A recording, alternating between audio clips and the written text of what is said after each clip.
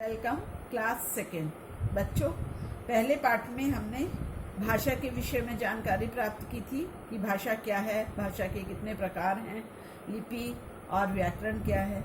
बच्चों, आज हम पाठ 2 वर्ण पढ़ने जा रहे हैं और इस पाठ में हम मुख से निकलने वाली ध्वनि या आवाज़ों का अध्ययन करेंगे। जब हम बोलते हैं तो हमारे मुख से आवाज़ या ध्वनि निकलती है, उसे ही अक्षर कहते हैं। इन्हीं ध्वनियों के लिखित रूप को वर्ण या अक्षर कहा जाता है। वर्ण वह छोटी से छोटी ध्वनि जिसके और टुकड़े नहीं किए जा सकते वर्ण कहलाती है, जैसे छोटा आ, ई, ऊ, क, ख आदि। ये सब ध्वनियाँ हैं और इन्हीं ध्वनियों से भाषा का निर्माण होता है। बच्चों, यहाँ पर आप 2 चित्र देख रहे हैं। एक चित्र में आपका घोड़ा बना हुआ है और एक चित्र में हाथी है। तो इनको ध्वनियों के द्वारा बताया गया है। घोड़ा शब्द जो है वो कई ध्वनियों से मिलकर बना है, इसी प्रकार से हाथी भी कई ध्वनियों के मिलने से बना है।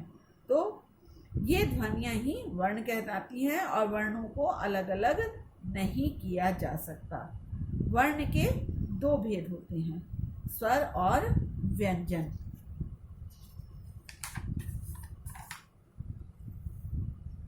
बच्चों, किसी भी भाषा का जो आधार होता है वो उसके वर्ण या अक्षर ही होते हैं, क्योंकि भाषा जो है वो अक्षरों पर ही निर्भर होती है।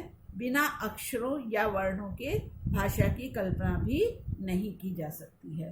तो भाषा के वर्ण के 2 भेद होते हैं, स्वर और व्यंजन। स्वर जिन वर्णों के उच्चारण या बोलने में किसी अन्य वर्ण की सहायता नहीं लेनी पड़ती उन्हें स्वर कहते हैं और स्वर जो हैं वो स्वतंत्र रूप से बोले जाते हैं। बच्चों, हिंदी भाषा में 11 स्वर होते हैं, जैसे छोटा आ, छोटा आ, ई, ऊ, री, ए, ओ। तो ये 11 स्वर हैं। अब आते हैं व्यंजन। जिन वर्णों के उच्चारण में किसी स्वर की सहायता लेनी पड़ती है उन्हें व्यंजन कहते हैं और स्वरों की सहायता के बिना इन वर्णों का उच्चारण नहीं हो सकता है। हिंदी वर्णमाला में कुल 39 व्यंजन हैं जो कि निम्नलिखित हैं और इस चित्र में आप व्यंजनों को देख रहे हैं। क वर्ग, च वर्ग, ट वर्ग, त वर्ग, प वर्ग के अंतर्गत इन व्यंजनों को दिया गया है। बच्चों, का से लेकर प वर्ग तक स्पर्श व्यंजन होते हैं। य, र, ल, व ये अंतस्थ व्यंजन होते हैं और श, स, ह ये ऊष्म व्यंजन होते हैं और छ, त्र, ज्ञ, श ये संयुक्त व्यंजन होते हैं। अब संयुक्त व्यंजन क्या होते हैं? 2 व्यंजनों के योग से बने वर्ण संयुक्त व्यंजन कहलाते हैं और इन व्यंजनों की संख्या 4 होती है। जैसे का प्लस श, छ बना, ता प्लस रा, त्र, जा प्लस ना, ज्ञ और श प्लस रा, श्र। अब आते हैं अयोगवाह। जो वर्ण ना तो स्वर में होते हैं और ना ही व्यंजन होते हैं उन्हें अयोगवाह कहते हैं, जैसे अं, अह तथा अं। इस प्रकार के वर्ण हैं, इनका स्थान स्वर के बाद और व्यंजन से ठीक पहले होता है। अनुस्वार, अंग को अनुस्वार भी कहते हैं और इसका चिन्ह ये ऊपर बिंदी होती है, जैसे तंग, रंग, भंग आदि। अनुनासिक, अंग को अनुनासिक कहते हैं और इसका चिन्ह जो है ऊपर चंद्र बिंदी होता है, इसे चंद्र बिंदु भी कहा जाता है, जैसे चांद, सांप, 5 आदि।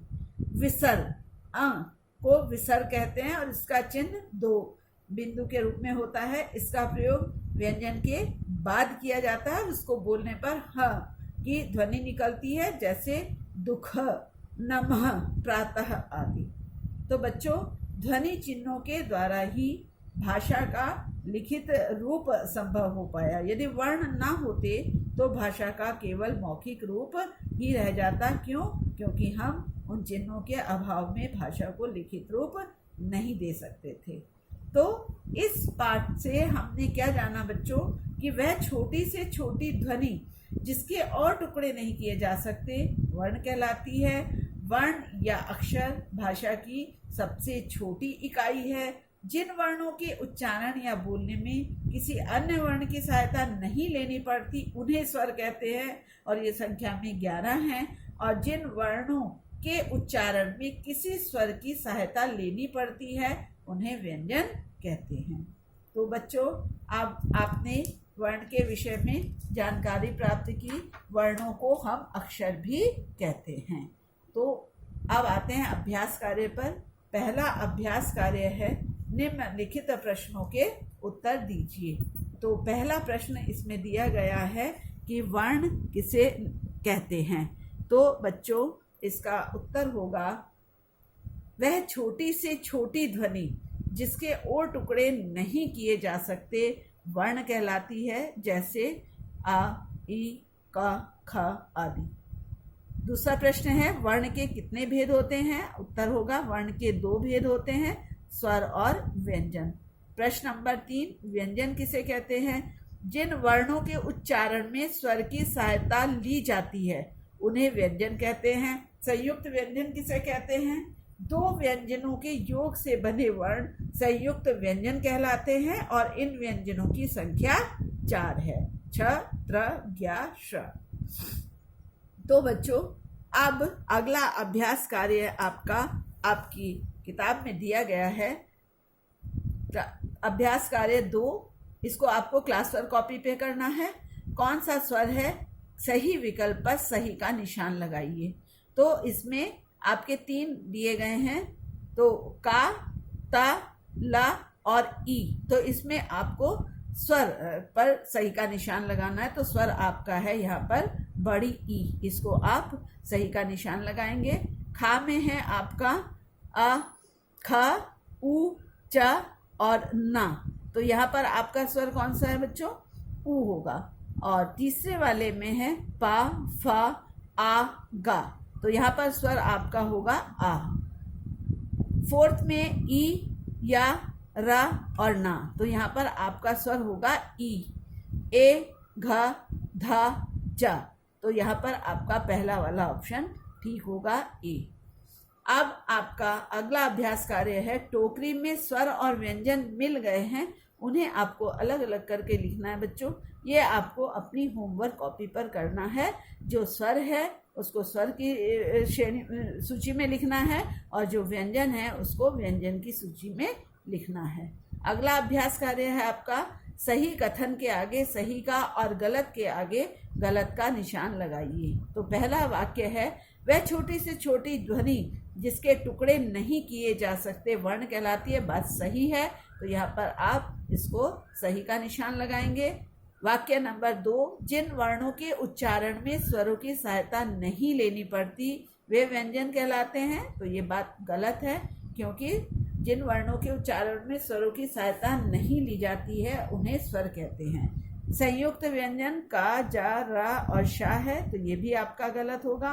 अह और अयोगवाह व्यंजन नहीं है, तो ये भी आपका गलत है, क्योंकि ये अयोगवाह व्यंजन ही है। अब आपका आता है अभ्यास कार्य में परियोजना कार्य। बच्चों, ये चित्र दिए गए हैं और उनकी ध्वनियाँ दी गई हैं, आपको जोड़कर शब्द बनाना है। तो चित्रों को देखकर आपको उनके शब्द लिखने की, ये किस जानवर का चित्र है। तो यहाँ पर आपका घोड़ा आएगा, यहाँ चूहा, मोर और गाय। तो ये आपको अपनी होमवर्क कॉपी पर करना है बच्चों।